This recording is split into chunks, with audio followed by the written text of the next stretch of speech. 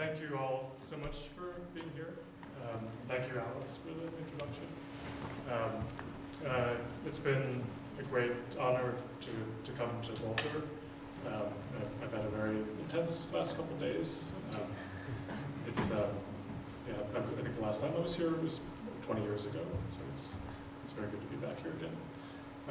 I wanted to thank John Griffin and Amanda Roper, Emily A, and Alex Sweetman for being here and organizing all of this event, and also the whole staff at CWA. So I'm going to talk about mostly this project that I've been working on for the last 6 or 7 years. It's somewhat different from other projects that I've done, in the sense that it's not only my photographs, it's also work that I collected from other photographers. But I'll get into it when I start. I'll just give you a little bit more background about my work. So I'm originally from Philadelphia, and then I went to school in New York. And then after graduate school, I decided to move to China altogether. My mother's Chinese, and I was kind of interested in, I guess, exploring my own background and heritage, and also China. I speak the language, and China was kind of beckoning at the time. This is in the late '90s. So I moved to China, and I started working as a film professional cameraman, and doing also editorial photography. So I was working working as a cameraman for broadcast TV, working on documentary films. But I was also, my background is in still photography for the most part, so I was also working on my own long-term photographic projects, mostly starting out in Beijing and then later in Shanghai and other parts of China. And I guess I was, in part, sort of trying to understand my own relationship to China, kind of my own sense. I grew up with a certain sense of China through my mother, and I was trying to kind of reconcile the China that I was experiencing while living there. And one thing that I realized I was very much drawn to was kind of the margins of Chinese society, places on the edges of the city, and also the people that kind of exist at the edge of Chinese society. The migrant workers, for the most part. The migrant workers are kind of like a floating population of people from the provinces who come to the cities and look for work. So over many years, I lived in China for 9 years altogether.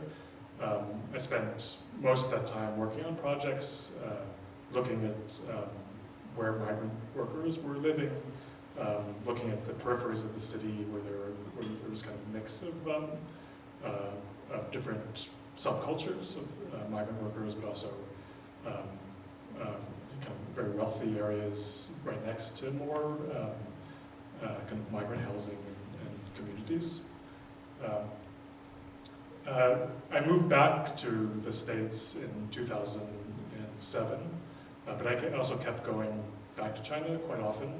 And around that same time, I also became very interested. I was working on a project in Rwanda, where I was documenting a project, and that was the first time that I came across Chinese working in Africa.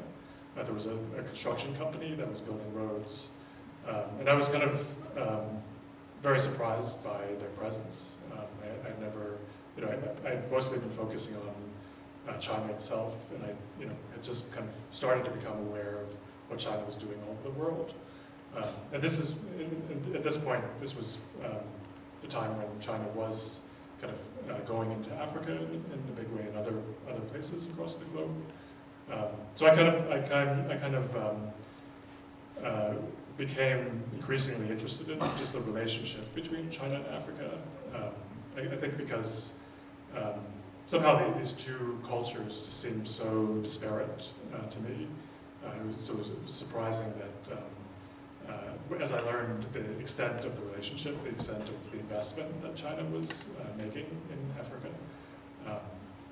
just seemed, I was kind of curious to see how this relationship would unfold. So I spent quite a bit of time photographing in different countries in Africa, kind of looking at how the two cultures were interacting, and also how China was impacting the landscape. Then I also, on one of my trips back to China, I came across a kind of a neighborhood in Guangzhou, which is a city in the south of China, one of the major cities, where there's a major population of Africans. This is in Guangzhou.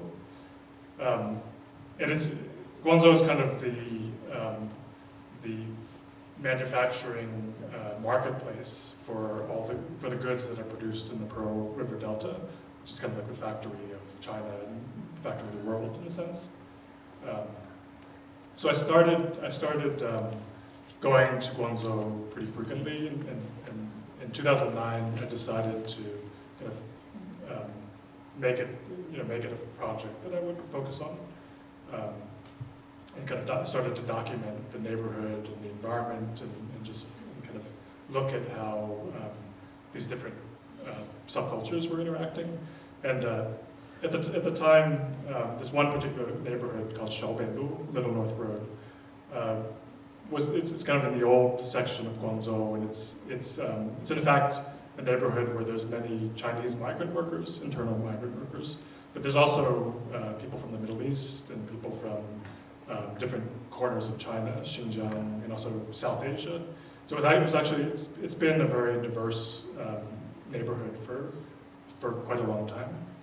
However, the African presence is happened maybe in the last 15 years or so.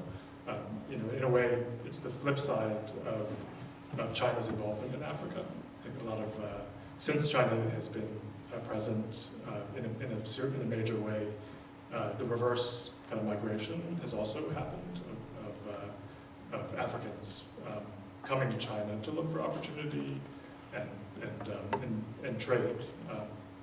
For the most part, the people that come to China are kind of an entrepreneurial class. We're largely from West Africa, Nigeria, but there is people from all over the continent who come to Guangzhou to buy goods wholesale and to kind of spend a month or a couple months there, buy all the goods that they want, and then ship it back to their respective countries. So I started to look at the neighborhood and look at the different things that were happening. And then, the neighborhood is actually like a very complicated and dense. So the neighborhood is like part of the neighborhood is almost this village-like kind of warren of alleyways, and it has this kind of very medieval quality to it. Another part of the neighborhood is these high-rise shopping malls that were set up and kind of cater specifically to Africans and to Middle Easterners. This is the outside of one of these shopping malls. So there's kind of Chinese packagers who package up all the products that are purchased and then shipped back to Africa. And this is one of these alleyways. So, I spent some time photographing kind of the area around, but I kept being drawn to this pedestrian bridge that runs through the neighborhood. It kind of connects this very medieval section, this village, with the more modern part of the neighborhood. And the bridge is interesting because kind of the architecture of the space invites a kind of because the neighborhood is so chaotic and dense, I found myself needing to go up there all the time and just sort of like take a break and be able to see into the distance, not to feel so claustrophobic. And I think people in the neighborhood also used it in the same way. So in a way, it was almost like a town square, like a public space where people went to just hang out and smoke and talk to friends. And at night, it became a night market. Migrant workers from the neighborhood would set up these stalls, or also like lay out a blanket and sell all manner of goods like toys, electronics, underwear. There was a snake oil salesman, literally, who was selling the venom from a snake. So I would just hang out on the bridge, and one thing I should say is, while I was making these pictures, I was a little bit not quite happy with what I was making, in a sense. I found that the pictures I was making were kind of journalistic and not quite what I was experiencing. So in a way, I was kind of looking on the lookout for some other way of approaching the neighborhood. So these are some more pictures I made. So I guess when I saw this, I saw this Chinese photographer on the bridge, or when I saw him be a photographer. I was kind of very interested in what he was doing, or curious what he was doing. And because I was so spent so much time looking at migrant workers, I was also very attuned to what migrant workers do, or who was from a different part of China, from the provinces who come into the city. So this man, Wu Yongfu, was a migrant worker who came to Guangzhou originally looking for work and opportunity. He came on his own, from a relatively poor part of China. And he originally went to, he had a job in construction, but he wasn't making enough money, so he started to hang out at one of the main squares in Lianzhou.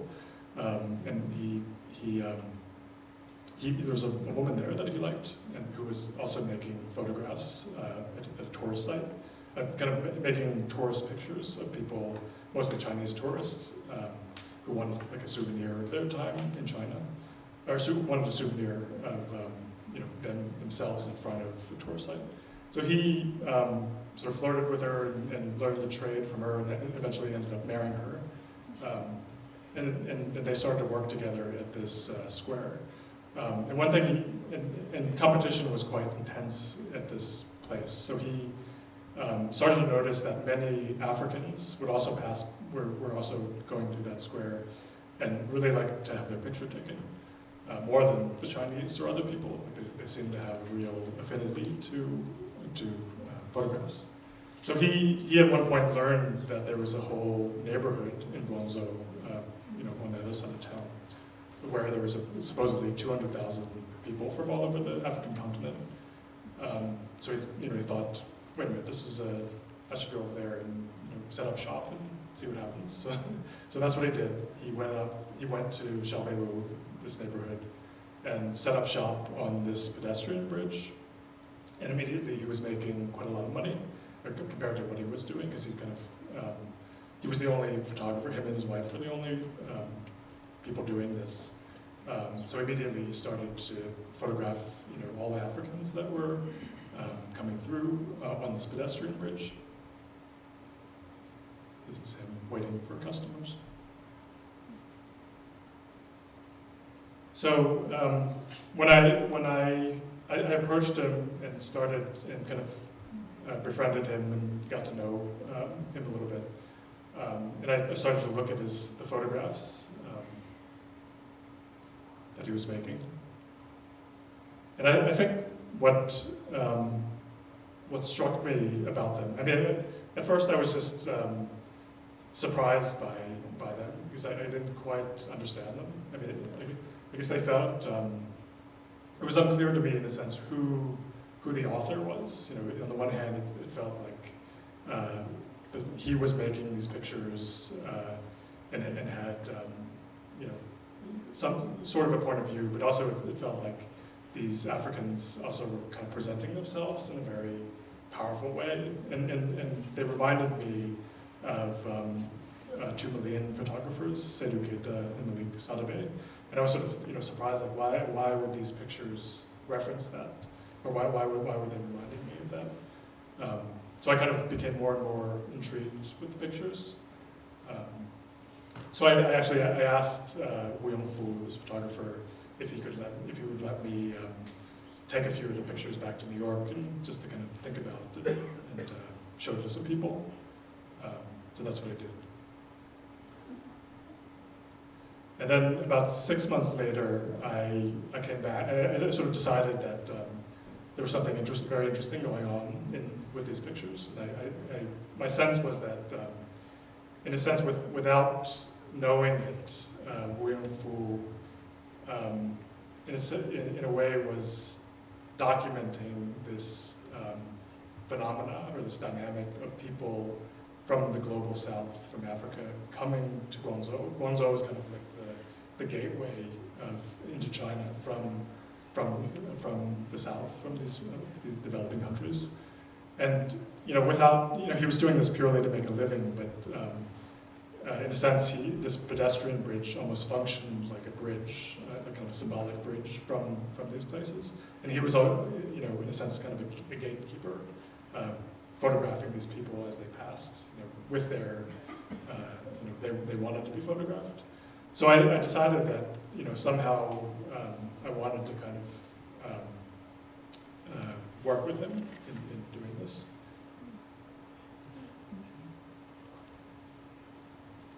So about 6 months later, I went back to Guangzhou to kind of continue the relationship and see what he had been doing. And to my surprise, there was 5 other photographers and kind of 5 other duos. Usually it was the man was taking the pictures, and then their wife usually was operating a portable battery powered printer that they would print out immediately an 8x10 photograph. They were charging about $1 or $2 for each of these prints. So the story was Wu Yongfu and his wife were doing so well that his wife called all her relatives back in Hunan province and invited them to come join them on the bridge and take up the trade too. So Wu Yongfu and his wife taught them how to operate the cameras, which cameras to buy, and immediately they were there was maybe 5, 6 people or more photographing on this narrow bridge, and immediately there was tension because the bridge is small. There's a limited number of customers, and there's only like certain positions on the bridge that you can really work. So pretty quickly, one of Wu Yongfu's brother-in-laws got in a fight with him and actually hit him on the head with a steel bar. And luckily it was okay. But he decided, forget it. This is not worth it. I'm not going to do this anymore. And he ended up divorcing his wife because his wife sided with her family against him because, I guess different loyalties.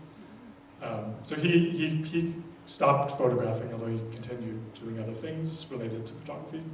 But I continued with Zhen Shenfeng, this photographer. He was the only other photographer that was kind of willing to talk to me and tell me about, or kind of work with me. One difference with Zhen Shenfeng from Wu Yongfu is that Wu, the first photographer, was actually really genuinely interested in photography. Like he saved some of the pictures that he really liked, whereas Zhen Shenfeng was really doing it purely for money. He was just there to make a living. He came and learned the trade and realized he could make a living. So he would delete his memory card at the end of every day because he didn't want to buy another card. So I offered to buy him a hard drive so he would start to store his photographs.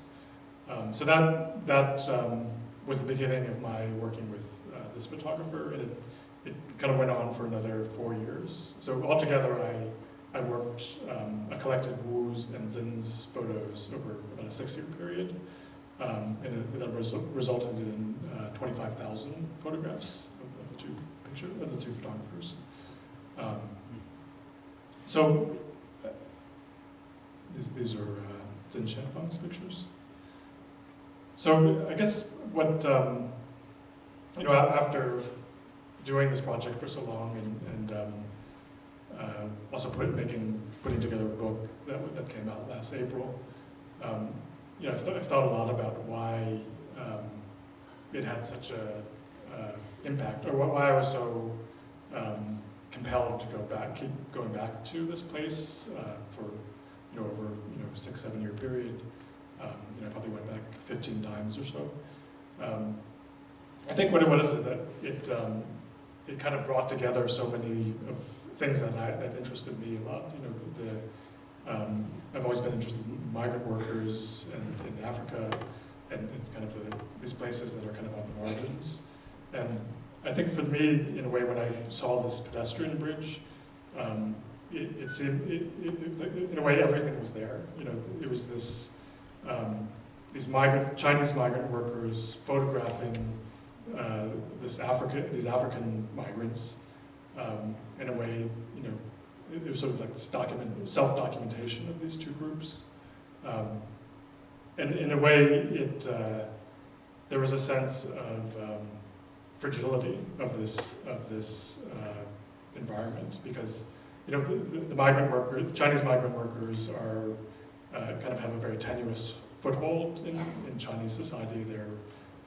They don't get the rights, when they come to a new city, they don't get the rights that the original city dwellers have. They don't get health insurance or education for their children. And also the Africans also have a kind of tenuous hold on their place in China. So in a way, it felt like this whole universe that was unfolding on this bridge of this world on the margins that was kind of being documented in these photographs, and sort of embodied in these digital images, which in themselves were very fragile, because they were these kind of digital ephemera that were, if I hadn't, in a sense, come along and made it into an archive, would have disappeared, most likely. So that was kind of what compelled me to put this together and make it into a project, and a book.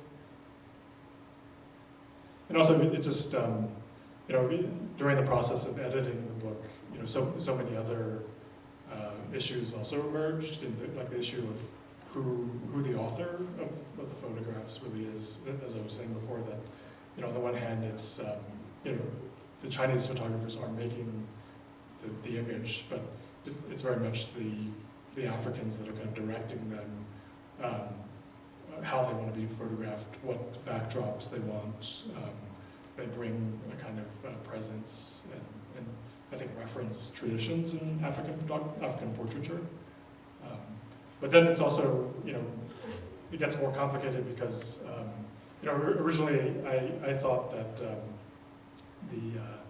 the two Chinese photographers were kind of making the same pictures, like they're not that different. But later on, when I was editing it, and I started to work with Robert Pledge, who's a very well-known photo editor, and he sort of, we went through 25,000 of these pictures, and we started to see that Wu Yongfu and Zin Xianfeng, in fact, have a pretty different style, which he kind of saw that. I didn't see that immediately. Wu Yongfu is kind of a little bit more shy, reserved, and his photographs tend to be a little bit more removed, whereas Zin Xianfeng is a little bit more aggressive. Maybe partly because he's doing it mostly to make a living, so he kind of wants to engage the customer and make them happy. So he was a little bit more, would kind of get closer and get them to kind of sort of perform a little bit more. So these are my photographs of the bridge at night. This is what happens at night. It becomes this kind of very festive market. These people are gathered around the snake oil salesman. So it's like a literal snake oil salesman. And this is the market of migrant workers who set up these stalls. And then this is what Wu Yongfu did after he stopped making photographs. So what he did was he bought this some sort of heat transfer, or he rented a heat transfer machine where you can take photographs. So he started downloading photographs from the internet of like models or something, and also using pictures that he saved and would transfer them onto T-shirts and mugs, and then sell them as kind of like tchotchkes, and selling them mostly to Africans. And this is, in the background is the stairway up to the pedestrian bridge. And then this is kind of like a very carnival-esque atmosphere that arose every night. These are like guys shooting BBs at balloons. And so the one other reason that I felt that this project was important was because it's unclear whether this whole community would last. Whether having an entire African community living in China on a long-term basis is something very new. And I think there's a lot of racism in China. There's also the government I think has tolerated it to some extent, but also is quite ambivalent about it. I think they're unsure. Do they really want this? I think it's something so new and different in China. So in a way, it was my concern that who knows what will happen. So in a way, these photographs seemed like a kind of historical document of something. And as it turns out, after the Ebola crisis in 2014, the Chinese authorities used it as leverage to kind of clamp down on the whole neighborhood and kind of take control of the bridge. They closed down all the activity on the pedestrian bridge. So the two Chinese photographers, or all the photographers, had to stop photographing. And also, for other reasons too, the African community is declining, partly because China's economy is slowing down, which affects the economy in Africa. And also major Chinese wholesalers are moving directly to Africa, so there's less and less reason for African traders to come to Africa, to come to China. So for these various reasons, in a way, these photographs do document a moment that has already passed in certain ways. And I guess one thing that I did this project mostly because I liked to go there, and it was a place I just liked to. I liked the people and being in the atmosphere. But one thing I was, in a way, sort of indignant about, in a sense, was that I sort of felt like China is all over the world now. It's in Africa in like such a huge way. It's in Latin America. It's in all over the place. And it seemed for a global power, for a country of China's stature, it seems quite natural that people from all over the world should also be coming to China. Kind of the reverse of China's presence all over the world. So I felt like this seemed. It should be this way. There should be African communities in China. There should be all kinds of different people, and so I felt kind of I wanted to encourage this in some way. And so it's unclear what's going to happen in the future. I mean, I feel like it's likely that these kind of places will reemerge, and it's probably in the future of China, but who knows what's going to happen.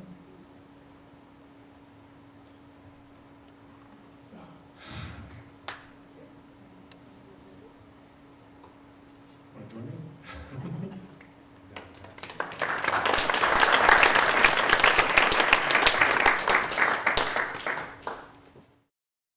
I'd especially like to thank Daniel for bringing his excellent book to my attention. I've had a couple of days to spend with it, and it's been extremely exciting to look at and, more importantly, in a sense, to think about. One of the things I kept going back to was a conversation I had that I recall distinctly having had about 50 years ago in New York City. A friend and I were together for the afternoon and chatting, and somehow we came around to the topic of China, and it turned out that the only thing we knew about China was Chinese food and Chinese laundries. That was it. And you know, why would you remember something like that for 50 years later? Well, it's because it's almost incomprehensible for many students today to realize how different things were in 50 years. Short time, long time. One of the other things about China that came up about 50 years ago, right around the time I first met, unbeknownst to me, Daniel's uncle, and became good friends with him, was I had the unfortunate experience of having a root canal. And I was in this office. This guy had multiple offices, and he had patients in each of the offices, and he was running from one to the next kind of quickly. You know, what do you expect for $100? And it was right at the time Nixon had gone to China, and my mouth was wired open. Right? I'm looking forward to a root canal. I'm in agony, and this guy starts wailing about how Richard Nixon is destroying the country by going to China. This is going to be the end of the world as we know it. And he started working on the wrong side of my mouth, so I had to stop him and actually turn him to the other side of my mouth. Subsequently, of course, I found out a thing or two more about China, and had the good fortune of spending some time there 15 years ago, not 50, and really seeing what it was like to be in an urban situation like in Beijing. This book, for me, goes very much to the heart of what I understand as probably the single, well, one of the two single most, say two single most, yes, sure, something like that. Two of the single most important events in the 20th century, the Allied victory over fascism and the emergence of China. To think about how it's possible to bring hundreds of millions of people out of poverty, that's astonishing. So I'd like to thank you, Daniel, for your book, and go to that question of authorship. I think there's multiple authors that you can take credit for as the director, with no doubt. The way the book itself frames this experience of this extended project over a long period of time is, I think, profound in the way that it shows us these human beings who are like flowers, just this transient beauty floating by, and it's like gorgeous stuff to see. And you raise the question of, well, are they doing it? Are they controlling the pose? Is the photographer controlling the pose? The fragility of the image and the transience of the experience is now fixed. So we have this paradox of timeless and time, a historical moment documented forever, now gone. And I think that's a beautiful way of framing these experiences and questions about your identity as well. So I was wondering if you could talk for a while about photography and how you came to it. And I should say to the audience that people who are photographers become photographers because they want to talk about photography all the time. They want to think about photography all the time, and they want to look at photography all the time. But this extends into a whole different quality of project, a whole different quality of understanding and coming to terms with authentic contemporary documents, it's come to call. So let me pass the microphone back to you. And We'll talk about what was the question? What? It has to do with photography. Okay.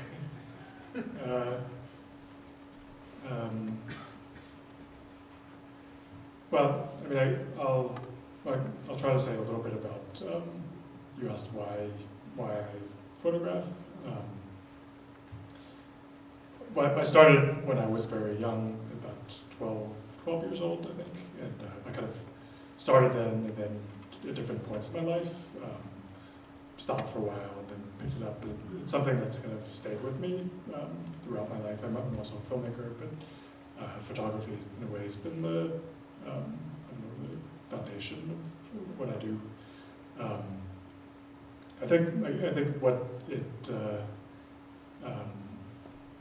I don't know, without psychoanalyzing myself too much. You know, I grew up an only child. I had parents that were, you know, my mother was Chinese, my father was, he's from Kentucky originally. But I was somewhat on my own, I think.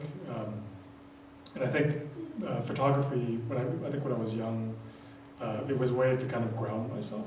Like I found like going out into the world and looking at things, somehow like the process of gathering pictures and finding things that kind of resonated with me was a way to kind of root myself in the world and kind of see something about myself reflected in the world. And I found that it's something that kind of helped me or gave me something, kind of a way forward in my life. Like, you know, I would, like when I made a photograph that somehow resonated with me, it was a way to kind of sort of move, kind of find a project that would kind of interest me to explore, but also, I think in a deeper way, it was also almost like a touchstone, or kind of it offered sort of a pathway for me. So in a way, like doing this project at Little North Road is kind of a departure from the kind of work I've done in the past. You know, I was saying I was sort of bored with my own pictures that I was making there, and I found what the pictures that the two Chinese photographers were making were kind of more complex and interesting. And I'll talk a little bit about the process of editing the book that came out. You know, originally I didn't know that the photographs of the Chinese photographers would be the kind of the core of the book. I sort of assumed that my pictures would be. But I sort of, as I was editing and working with Robert Pledge, we both kind of realized that I should kind of step back and take kind of more of a curator role, and rather than including so many of my photographs. You know, I actually also made a series of portraits on the bridge of people kind of passing by, in a way, in a response to the types of pictures that the Chinese photographers was making. I was making pictures that kind of looking at people as they pass by, very introspective and not looking at the camera. But I sort of thought that those pictures would also be part of the book, but in the end, I decided to take them out and only include pictures the types of pictures that you saw that kind of frame their pictures, that kind of show the environment and the dynamics of the neighborhood and kind of provide a context for their photographs. So that was kind of like in a way a struggle, kind of my own ego to let go needing to include my pictures, which was a good thing. Maybe one thing that's I want to mention also is that that was a struggle or something that I was kind of aware of from the beginning of the project when I started to collect the pictures is the ethics of this project, which are complicated. These pictures I collected from the two photographers, but I did not have the consent of the subjects of the people that commissioned the photographs, that were buying these photographs. And I guess my feeling was that I felt that I couldn't deal with the fact that they would be lost if I guess when I saw them, I felt that there was something very valuable about them. So in a way, I made a decision to collect them, despite the kind of the ethical problems with it. And I think this came up again when I was editing the photographs, because when you have 25,000 pictures, there's many different ways or different approaches you can take to edit that many photographs. So I guess what I realized was that my intent in doing this project wasn't to I wasn't trying to I didn't want to exploit the people. I also didn't want to kind of reinforce stereotypes about how Africans are portrayed. I was really in a way interested in honoring these people that had come to Africa, come to China, and also honoring the Chinese photographers. So it influenced how I edited the book. I tried to be respectful of certain pictures that didn't feel appropriate to include. So yeah, in the end, I sort of feel like I'm happy that I proceeded with the project despite these issues. In my judgment, you're not guilty of cultural appropriation. Yeah, there's also a lot of there are a lot of precedents for the use of vernacular photography in books and photographic projects.